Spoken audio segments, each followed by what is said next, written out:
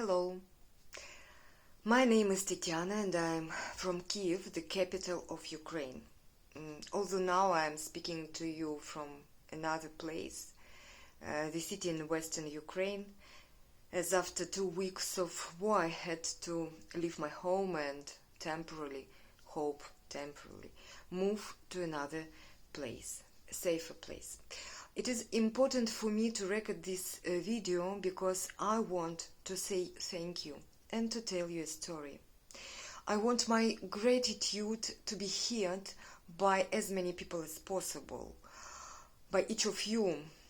Thank you so much for the incredible support that all of you provide to Ukraine and Ukrainians. I myself feel this support every day. Even before the war, I had very warm and close relations with my colleagues in the international European project I participate. But from the first day of the war, these people became real friends and support for me. Every minute they were there for me in our group chat. They gave me so much sincere care and empathy, so much psychological help even. I do not know how I would have survived without them, it's true, especially in frequent moments of fear and weakness. This is really priceless. I know that you are here today to listen to the stories and to help us Ukrainians. My story, it's entwined with the story of my country and it's not over yet. So I want to wait for the happy ending first. But I have a story that I will definitely talk about after this nightmare is over and we'll start it now. This will be the story of voices. On the very first day of the war, my colleague and friend Laura from Netherlands came up with a wonderful idea of supporting me and my colleagues here in Ukraine. She sends us audio messages. At first, these were messages from Laura herself, kind words and wishes, plus a wonderfully chosen poem. I love poems very much. I don't know if Laura knew that before. Now she knows. There were a lot of beautiful poems. A poem about endurance. A poem about a tree which grows despite everything and personifies Ukraine and its people. There were love poems for my son who sleeps in a bomb shelter next to his girlfriend after I sent the photograph of them to our group chat. It inspired Laura to read a love poem. There were poems for me and my husband, love poems as well, while we take turns sleeping as to not miss the air raid siren. So at first it was Laura's voice, beautiful, clear, strong, and I was listening to it, and sometimes I was crying, sometimes smiling, but each time my heart was filled with hope, with warmth and hope. And a few days later, other voices were added to the messages. For example, Rosanna, who is Italian, she read us a poem by Gianni Rodari about one moon to the whole planet. Laura's neighbors, her friends, her loved ones recorded messages for us. We even listened to the singing of the choir, even different choirs, singing especially for us. I keep all these audio records and they help me get through. It's an amazing story of voices and I'm very grateful to have it.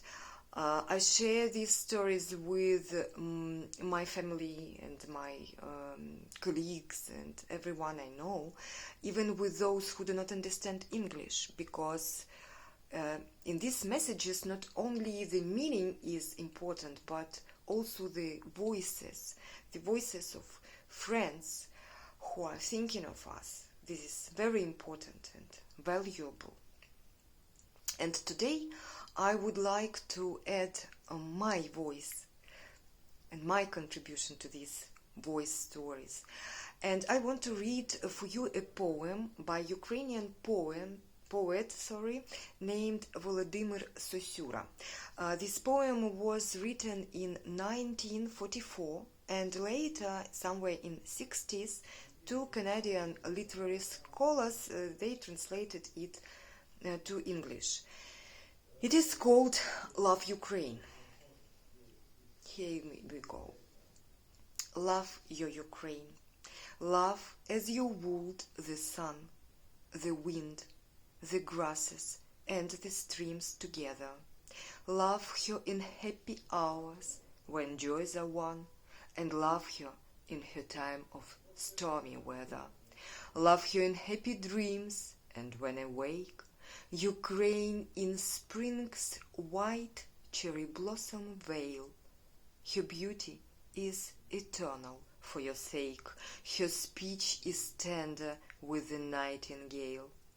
As in a garden of fraternal races, she shines above the ages. Love Ukraine with all your heart, and with exultant faces let all your deeds her majesty maintain. For us she rides alone on history's billows. In the sweet charm of space she rules apart, for she is in the stars, is in the willows, and in each pulse beat of her people's heart. In flowers and tiny birds and lights that shine, in every epic and in every song, in a child's smile, in maiden's eyes divine, and in the purple flags above the throng. Youth, for her sake give your approving laughter, your tears and all you are until you die. For other races you'll not love hereafter, unless you love Ukraine and hold her high. Young woman, as you would her sky of blue, love her each moment that your days remain. Your sweetheart will not keep his love for you, unless he knows you also love Ukraine. Love her in love, in labor and in fight, as if she were a song at heaven's portal. Love her with all your heart and all your might, and with her glory we shall be immortal. Thanks to each of you for your help. Thank you for all your voices and your deeds and actions in the name of Ukraine.